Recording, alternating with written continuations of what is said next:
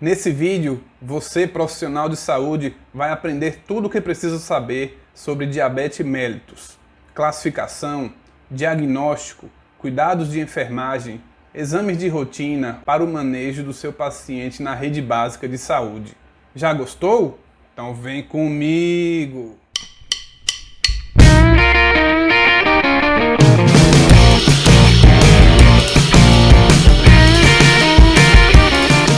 Olá pessoal, Eldre aqui e hoje vamos falar sobre um dos maiores males da nossa civilização, o diabetes mellitus.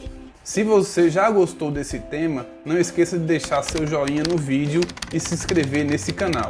Agora, sem mais enrolação, vamos para o conteúdo. Diabetes mellitus. Antes de falar exatamente desse agravo, precisamos entender sobre esse importante órgão do nosso sistema, o pâncreas. Vamos para a figura no slide. Bom, gente, vamos falar um pouco sobre o pâncreas, esse órgão que é tão importante para a nossa fisiologia. Como vocês podem observar, essas células amarelinhas, entendeu? São as células beta do pâncreas. Elas que são responsáveis pela formação de insulina. Tá vendo aqui? Essas célulazinhas roxas. A partir do momento que elas são formadas, elas são jogadas na corrente sanguínea. Tá vendo? As hemácias aqui, junto com a insulina. É mais ou menos assim que ele funciona. Uma das funções do pâncreas é justamente produzir insulina e jogar na corrente sanguínea, regulando assim a entrada e a saída de glicose nas células. Ok? Mais para frente a gente vai falar mais sobre isso. Bom, diabetes mellitus é uma doença caracterizada pela elevação da glicose no sangue, a hiperglicemia. Pode ocorrer devido a defeitos na secreção ou na ação do hormônio insulina, que é produzido no pâncreas pelas chamadas células betas, como nós vimos na imagem. A função principal da insulina é promover a entrada de glicose para as células do organismo, de forma que ela possa ser aproveitada para as diversas atividades celulares. A falta da insulina ou um defeito na sua ação resulta, portanto, em acúmulo de glicose no sangue, o que chamamos de hiperglicemia. Bom, como vocês podem ver nessa imagem, não é? Eu trago aqui a imagem de 3 cortes, não é? Da corrente sanguínea. Aqui vocês podem observar a corrente sanguínea quando está em hipoglicemia, tá vendo? Temos aqui em branco a glicose, em amarelo leucócito e em vermelho as hemácias, tá vendo? As células de glicose estão em pouca quantidade nesse corte. Já no corte normal, se vocês observarem, tá vendo? As células de glicose, ó, já estão em maior quantidade. Tá vendo? E no terceiro caso, é justamente o caso que exemplifica a hiperglicemia, que é quando a quantidade de açúcar está em grande quantidade no sangue. Tá vendo os pontinhos brancos? E é justamente o que caracteriza a diabetes, não é? É caracterizada pela elevação da glicose no sangue, formando a hiperglicemia, ok? Mais para frente a gente vai estar falando mais sobre isso também.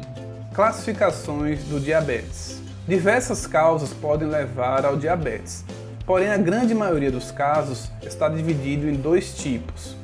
Diabetes tipo 1 e diabetes tipo 2. Diabetes tipo 1. Essa forma de diabetes é resultado da destruição das células betas pancreáticas por um processo imunológico, ou seja, pela formação de anticorpos pelo próprio organismo contra as células beta, levando à deficiência de insulina. Em geral, costuma acometer crianças e adultos jovens, mas podem ser desencadeados em qualquer faixa etária. Os principais sintomas são sede, diurese e fome excessiva, emagrecimento importante, cansaço e fraqueza. Se o tratamento não for realizado rapidamente, os sintomas podem evoluir para desidratação severa, sonolência, vômitos, dificuldades respiratórias e coma. Esse quadro mais grave é conhecido como cetoacidose diabética e necessita de internação para o tratamento. Vamos para a figura para melhor entendimento. Bom, vamos falar um pouquinho aqui de diabetes tipo 1. Tá vendo? Aqui nós temos a figura, não é, do pâncreas, certo? Que no caso do diabetes do tipo 1, ele não produz insulina. Ok? Ele não produz insulina. Então a gente observa que a célula, esse receptor de insulina aqui, ele não vai ser ocupado, entendeu? Se ele não for ocupado, ele não permite que as células de glicose entrem na célula, certo? Ela fica no sangue, porém ela não consegue entrar, porque a insulina é como se fosse uma chave. A chave entra no receptor e abre a porta para a glicose entrar. Como não tem chave, então não tem como a glicose entrar na célula. Então ela fica na corrente sanguínea vagando, sem destino, fazendo com que o açúcar no sangue aumente. Diabetes tipo 2. Nesta forma de diabetes está incluída a grande maioria dos casos, cerca de 90% dos pacientes. Nesses pacientes, a insulina é produzida pelas células betas pancreáticas, porém, sua ação está dificultada, caracterizando um quadro de resistência insulínica. Isso vai levar a um aumento da produção de insulina para tentar manter a glicose em níveis normais. Quando isso não é mais possível, surge o diabetes. Os sintomas são sede, aumento da diurese, dores nas pernas, alterações visuais e outras. Podem demorar vários anos até se apresentarem. Se não reconhecido e tratado a tempo, também podem evoluir para um quadro grave de desidratação e coma. Diferente do diabetes tipo 1, há geralmente associação com aumento de peso e obesidade, acometendo principalmente adultos a partir dos 50 anos. Contudo, observa-se cada vez mais o desenvolvimento do quadro em adultos jovens e até em crianças. Isso se deve principalmente pelo aumento do consumo de gorduras e carboidratos aliados à falta de atividade física. O médico especialista em diagnosticar e tratar o diabetes é o endocrinologista. Bem, na diabetes tipo 2, vamos observar que o esquema é um pouquinho diferente, certo? O pâncreas, ele produz a insulina, porém o problema está aqui, ó, no receptor da insulina na célula. Ele não consegue absorver a insulina, entendeu? Como se fosse uma resistência à insulina. Então a glicose também não consegue entrar na célula, certo? E aí por conta disso também eleva a glicose no sangue. Mas aí o problema já não é por falta de insulina, e sim o problema no receptor. A chave que liga a insulina à célula está com problema, então ela não consegue abrir a porta para a glicose entrar nas células. Diabetes gestacional. Devemos ficar atento ao diabetes diagnosticado durante a gestação. Pode ser transitório ou não, e ao término da gravidez, a paciente deve ser investigada e acompanhada. Na maioria das vezes, ela é detectada no terceiro trimestre da gravidez, através de um teste de sobrecarga de glicose. É o TOTG 75 mg. As gestantes que tiverem história prévia de diabetes gestacional, hipertensão arterial, obesidade ou história familiar de diabetes, não devem esperar o terceiro trimestre para serem testadas, já que sua chance de desenvolver a doença é maior. Diagnóstico. O diagnóstico é laboratorial e pode ser feito de 3 formas. São considerados positivos os que apresentarem os seguintes resultados: glicemia de jejum maior que 126 mg por decilitro no jejum de 8 horas, glicemia casual colhida em qualquer horário do dia, independente da última refeição realizada, maior que 200 mg por decilitro em pacientes com sintomas característicos de diabetes, como vimos, glicemia maior que 200 mg por decilitro 2 horas após sobrecarga oral de 75 gramas de glicose, que é o TOTG 75 mg. Existem ainda 2 grupos de pacientes identificados por esses mesmos exames que devem ser acompanhados de perto, pois têm grandes chances de se tornarem diabéticos. Na verdade, esses pacientes já devem ser submetidos a um tratamento preventivo, que inclui mudança de hábitos alimentares, prática de atividade física ou mesmo a introdução de medicamentos. São eles: os pacientes que tiverem glicemia de jejum entre 110 e 126 mg por decilitro, glicemia 2 horas após sobrecarga de 75 gramas de glicose oral entre 140 e 200 mg por decilitro. O diagnóstico precoce do diabetes é importante não só para a prevenção das complicações agudas já descritas, como também para a prevenção de complicações crônicas. Bom, gente, vamos falar um pouquinho aqui sobre essa imagem que caracteriza muito bem as consequências de diabetes mellitus, né? Seriam as complicações. Se vocês observarem, ela causa problemas no corpo quase todo, tá vendo?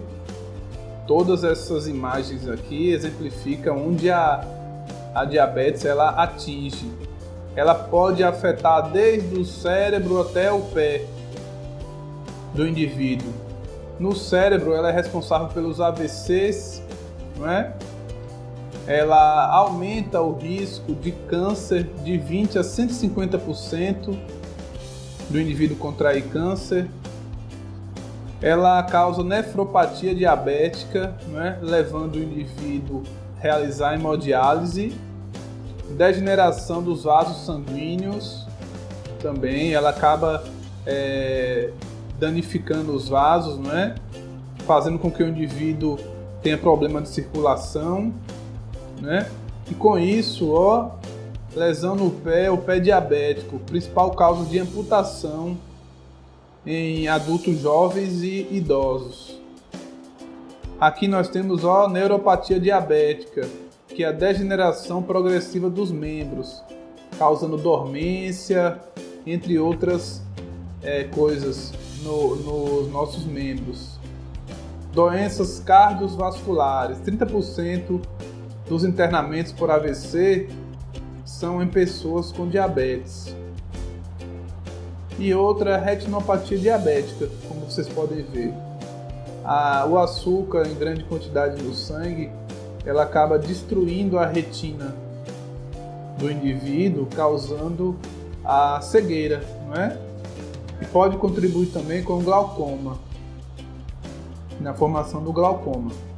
Então, por isso é importante a gente estar diagnosticando a doença cedo, para que a gente possa fazer o controle e evitar essas complicações. Bom, gente, onde entra a enfermagem? É importante que o paciente compareça às consultas regularmente, nas quais ele deverá receber orientações sobre a doença e o seu tratamento. Nesse caso, nós da enfermagem podemos estar encaminhando para um acompanhamento com o nutricionista, podemos falar como evitar complicações, como usar insulina ou outros medicamentos, orientar o uso dos aparelhos que medem a glicose, os glicosímetros e as canetas de insulina, fornecer orientações sobre atividade física, fazer orientações de como proceder em situações de hipo e de hiperglicemia, lembrando que esse aprendizado é fundamental não só para o bom controle do diabetes, como também para garantir autonomia e independência ao paciente. Bom, gente, o controle. É necessário monitorar no dia a dia os níveis glicêmicos. Para isso, existem modernos aparelhos, os glicosímetros, de fácil utilização e que nos fornecem o resultado da glicemia em alguns segundos. O objetivo desse controle não é só corrigir as eventuais hiperglicemias que ocorrerão, mas também tentar manter a glicemia o mais próximo da normalidade, sem causar hipoglicemias. Exames de rotina. De acordo com a necessidade, as consultas devem ser mensais, bimestrais ou trimestrais. Nas consultas são solicitados os exames que devem incluir glicemia, hemoglobina glicada, que dá a média da glicemia diária nos últimos 2 a 3 meses, função renal anual, ureia, creatinina, pesquisa de microalbuminúria, perfil lipídico anual ou semestral. Não podemos esquecer as avaliações com oftalmologista, que devem ser anuais, e a avaliação com cardiologista. Os demais exames devem ser solicitados de acordo com a necessidade. Uma observação importante: apesar de precisarmos conhecer todas as medicações e insulinas utilizadas no tratamento para o diabetes, não é o nosso foco estar discutindo sobre tal assunto, visto que é privativo do médico a prescrição desse tratamento. Bom, gente, espero que tenha ficado claro para vocês esse nosso roteiro para desvendar a diabetes. Tenho certeza que após essa explanação, vocês vão olhar diferente para seus pacientes em suas unidades de saúde. Se você gostou do vídeo, não esqueça de deixar um gostei. Se você ainda não é inscrito nesse canal, se inscreva. Ative o sininho das notificações para ficar sabendo quando eu postar novos conteúdos. Então até a próxima e fique com Deus.